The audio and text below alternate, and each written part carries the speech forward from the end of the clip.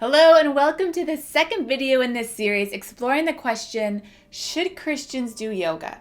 My name is Caroline Williams, and in this video we'll be exploring the number one opposition that I hear from Christians about whether yoga is okay.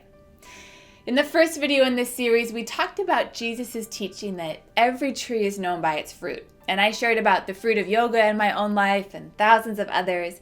And if you missed the video, you can watch it right here. So let's remember again our two intentions: curiosity before judgment and disagreement with dignity. So the number one objection I hear is some variation of yoga is Hindu, therefore Christians can and should never participate in a practice that originates in another religion or religious culture. Let's break this down into two parts. Is yoga Hindu? And is it okay for Christians to adopt practices that originate in other religions or religious cultures? I'm going to answer the second one first by saying that Christians have a long history of appropriating practices from other religions and religious cultures. Christianity itself was born out of Judaism.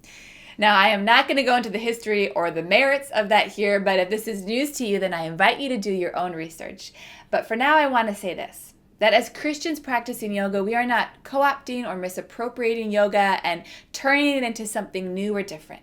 Instead, we are stepping into its stream of embodied wisdom and using it to help us know and worship God better.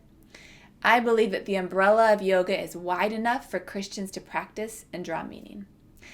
So to the first part of this objection, is yoga Hindu?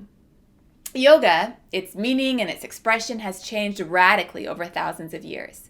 And our understanding of what yoga is today, tight clothes, mostly female practitioners, crazy flexibility, looks drastically different than what many of the ancient writers were discussing when they wrote about yoga.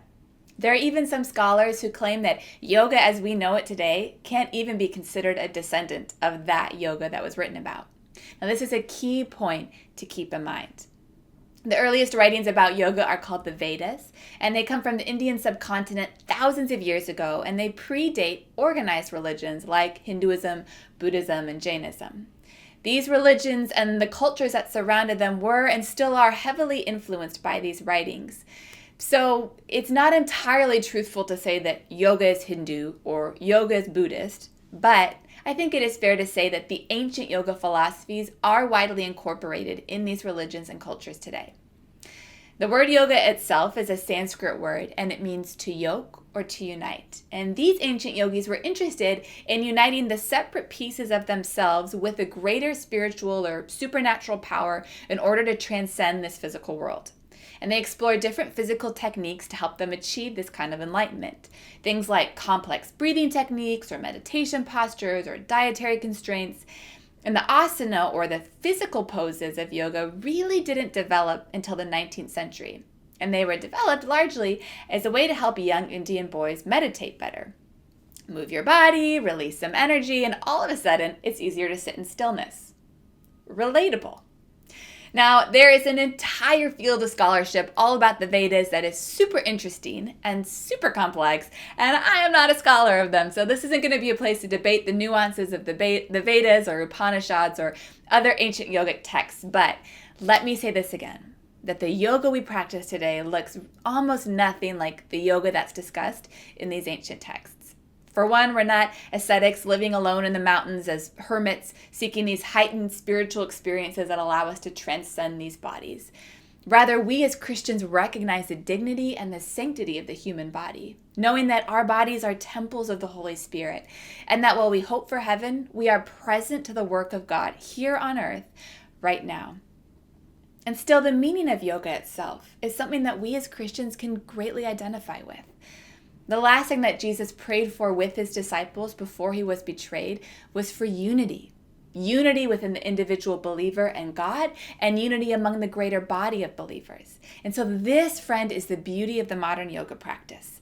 It helps us unite all the different parts of ourselves, body, mind, heart, and spirit, and from this place of integrated wholeness, be one with God.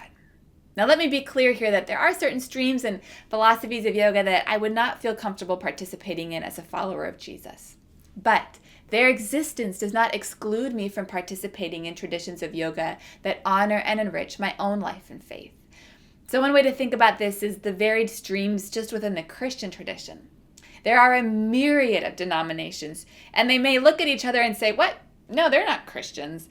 And you will have proved the point. The same sentiment exists within the yoga world as well. And I know there are still people who will say Christians shouldn't participate in any sort of yoga because of its roots. And I get that concern, right? We want to honor God and obey God and are afraid of participating in something that could harm that relationship. But I disagree.